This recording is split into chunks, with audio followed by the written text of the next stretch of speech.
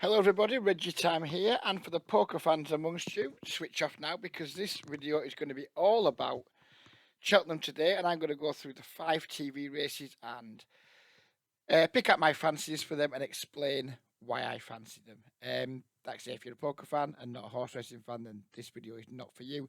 I'm not expecting to get many views, couldn't give a fuck. I know some of my viewers enjoy racing, and this is for you. So we're now into the first race, the Supreme Novices Hurdle. I think on the Tuesday at Cheltenham, especially this year more than most, you've got like it's more of a just right which trainers and horses are running well, which trainers and horses aren't running too well. We look at this race and you've got Henderson's horses like second and third favourites, and he's having a miserable run at the bit at the moment. If we scroll down to these stats, um, 3 winners from his last 17 runners. That's not good for a top trainer. His horses are out of form. Now, it could be said that he hasn't been running his best horses. His best horses have obviously been saved for Cheltenham, etc. But it's not good. Compare that to Willie Mullins, who's just fucking flying at the minute. Gordon Elliott, not so much. And then like for the next races, you've got like De Bromhead. But the big key everyone's going to want for De Bromhead is Honeysuckle. They'd like to see how his horse are running before Honeysuckle runs, and you're not going to get to see that, I'm afraid. I don't think he's got too many fancied horses in the first 2 races. My long-term fancy for this race has been Constitution Hill. It's out to 5-2. That's say 9-4. It's out to 5-2. It has been as short as around 7-4 for this. I think that's much more to do with the trainer form, why he's drifting. Also, he's running on ground he's never run on before. His monstrous performances have been on heavy ground at Sandown. Faster ground around Cheltenham, very different, very different. But I just think this horse could be an absolute monster, and this price might end up looking very silly at around 140. If Henderson's horses aren't under a cloud, that is. Dysat Dynamo's the favourite now. I was listening to some previews, watching some previews, and the general feeling is that this horse might just go off too fast and just not get home. Probably why they've sent the other one that was in this race, the Gerhard, to the Ballymore, because it was either one of these, Dysat Dynamo or Cigar were going to go for the Ballymore, and the other one was going to go for this. They were never going to run against each other. And I think they've kept this one in this more because they think it just won't stay, rather than Sir Gerhard, who would probably win either race or would be a favourite to win either race. So I think like the fact this one stayed in here suggests that maybe it's like the weaker of the two. I don't know. I could be wrong on that. But I just hope Henderson's horses are well, because we all want to see Shishkin run a big race tomorrow. And if they are, I think this price is probably too big. John Bond's done nothing wrong, but it hasn't struck me as like being an absolute worldie. Very, very good horse. Is he going to be a superstar? Don't know. He hasn't struck me as wanting to be one yet, but you never know. I mean, he's got a lot of ones next to his name, so you wouldn't be the biggest surprise to see him win. Kilcroot was, ran very well in the bumper last year. Its form this year's been a bit in and out, but it's Mullins, so you can never write it off.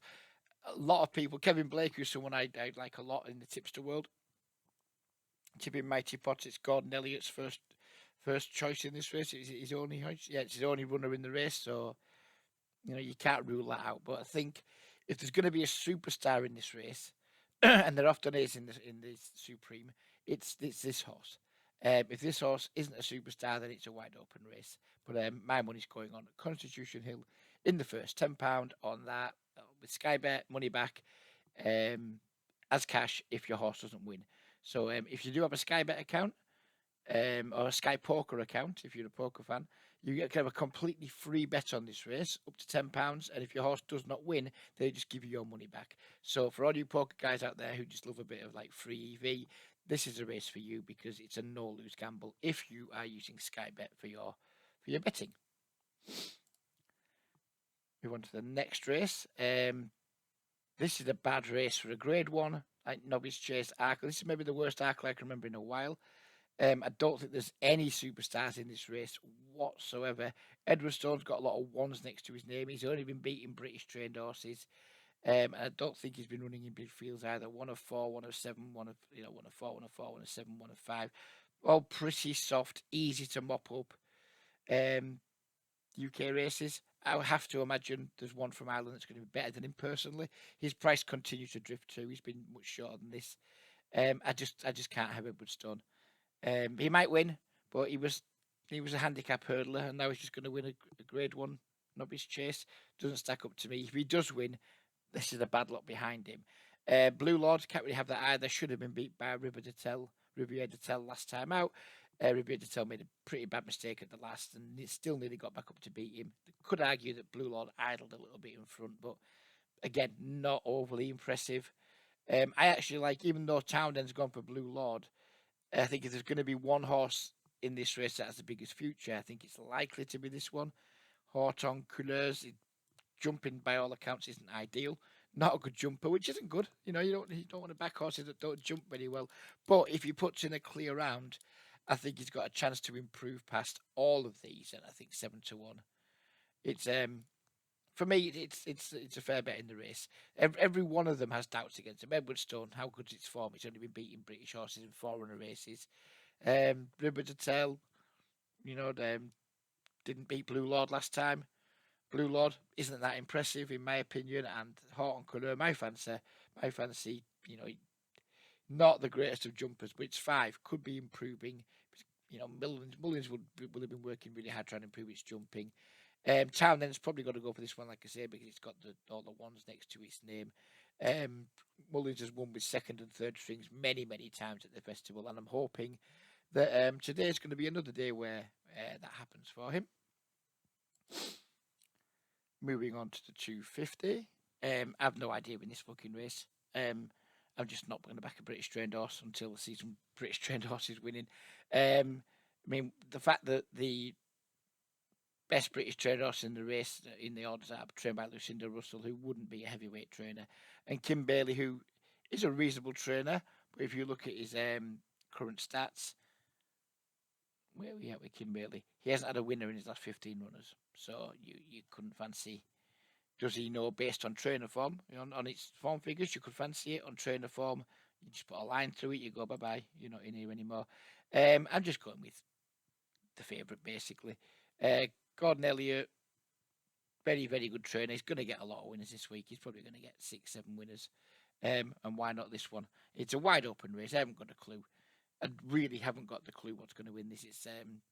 I've got a £5 free bet on Paddy Power, so that's all I'm betting in this race. Just £5 using my free bet on Paddy Power on Fleur. It's not a race that I think any of us should be getting heavily involved with without punting. Or going back to this race, by the way, I'll just be having £10 to win on Horton Couleurs because I think there's a good chance it might fall. If it doesn't fall, it might win. Not asked about backing a potential fall each way at 7-1. We're just going to go put it on the nose. In the 330, Honeysuckle is 8-11. It's now 4-5. Drifting. She's almost becoming a very backable price. When she was I think she was 9-4 on this time last week, and I was very much of the mind to just take her on, just back the field at 9-4, just lay her on Betfair and have the entire field at 2-1, 9-4. That felt like the play to me. But now she get into 4-5, then she's backable, and I don't think she's drifting because there's anything wrong with the horse. I don't think it's anything to do with rumours coming out the stable. I just think the bookies think they can get a beat. I think the bookies are really hopeful of getting Honeysuckle beat. If she turns up in fine form, then it's going to be damn hard to get a beat because it's not a particularly strong field. Appreciate it, we don't know. Could be an absolute superstar, but hasn't run all year, so there's got to be a reason for that. Obviously, he's had his problems. Tiupu, people are raving about his last win in Ireland. I wasn't that impressed. I thought it was not the strongest of races. Fiddled over the last. Didn't do a great deal to impress me. I think Epatante could be interesting. If if John Ball and Constitution Hill run well in the first race, then I think 16-1 Epatante is a big price. Her form figures have not been great last year because she had problem with the back, but this year she third first time out, wasn't impressed. Wasn't that impressed with her when she dead heated in the fight in fifth, but it was an awful day, awful conditions, snow in the fucking lot. It was grim.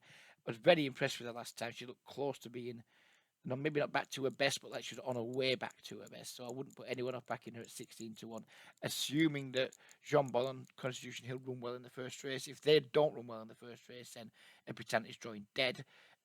My fancy for the race each way is Zana here. Was battered by Honeysuckle last time out, absolutely battered, but he made a horrendous mistake at the first.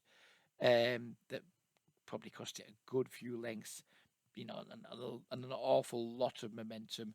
I'd like to see Tommy's Oscar run well, but he probably can't win the race. Anything below Tommy's Oscar can't win. English trained horse can't win. Adagio. I think this one's going to be all about the Irish unless Epitanti returns to form and Henderson's horse is running well. But I think if I was forced to have a bet in the race, and I might not even bet in the race, I might just sit, watch it, and enjoy it. But I've got shit tons of free bets to get through, so I'll probably have a bet. And if I do, it's more than likely going to be on Zana here each way, because I think like Honeysuckle's too short to back with the stakes I use. Appreciate it, bit unknown.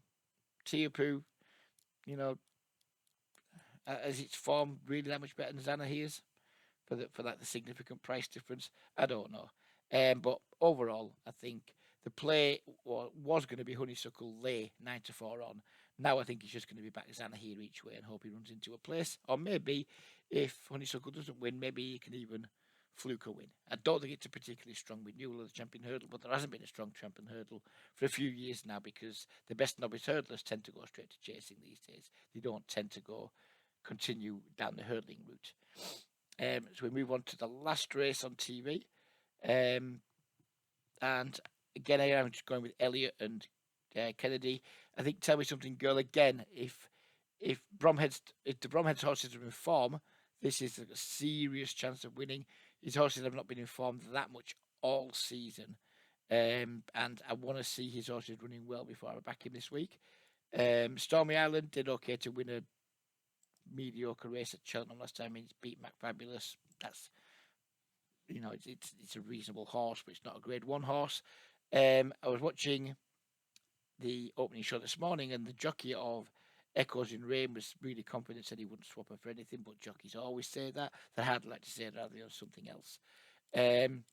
But for me, I'm going to go with Queen's Rook, Gordon Elliott. Again, I think he's going to get a lot of winners this week, and I think this could be one of them. No real reason to think. I don't really follow Mare's hurdle form, but Gordon Elliott is going to win a lot of races this week, and this could be one of them.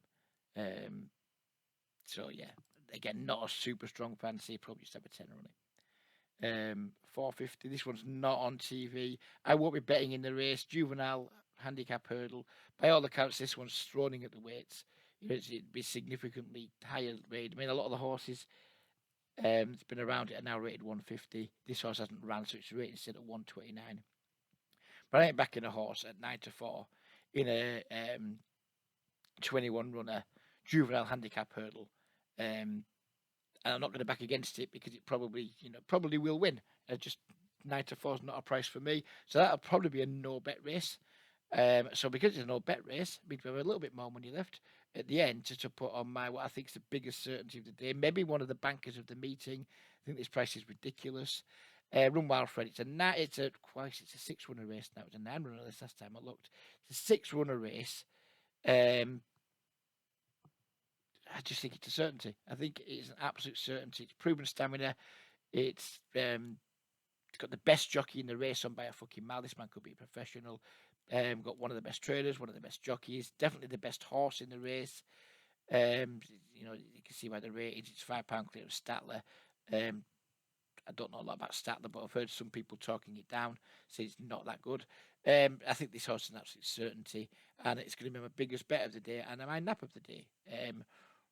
Which I didn't think I'd be saying a few weeks ago. I thought Constitution Hill would absolutely be my nap of the first day, but nope. Because of Henderson's form, Constitution Hill's like just a please win, but not super confident anymore. With this guy, I am uber confident. I'll probably end up having £20 on this one at around 7-4. So those are my bets for the day. Let me know in the comments what you fancy if you're interested in chatting about Cheltenham and let me know what you fancy. Do let me know before the races start. I don't want you coming on after the 1:30, then whatever one saying, oh yeah, I was on that one, Reg, couldn't give a fuck then. If you tell me you were on a winner after the race but didn't tell me beforehand, I'm not fucking interested. I might not even believe you. After timers can get in the fucking bin. If you're not willing to tell me what you're on before the race, don't tell me you're on after it, because I couldn't give a fuck. So there we go. I'm going to do another one of these tomorrow, probably. I was on the fence whether to do them or not. The videos aren't going to get good views. I don't give a fuck. Enjoy the day. It's the best week of the year in terms of sport, in my opinion. And it doesn't matter, win or lose. Gamble sensibly, but, win or lose, just enjoy the eating, enjoy the racing. And, yeah, I'll chat to you again tomorrow. Take care, everybody, and bye-bye for now.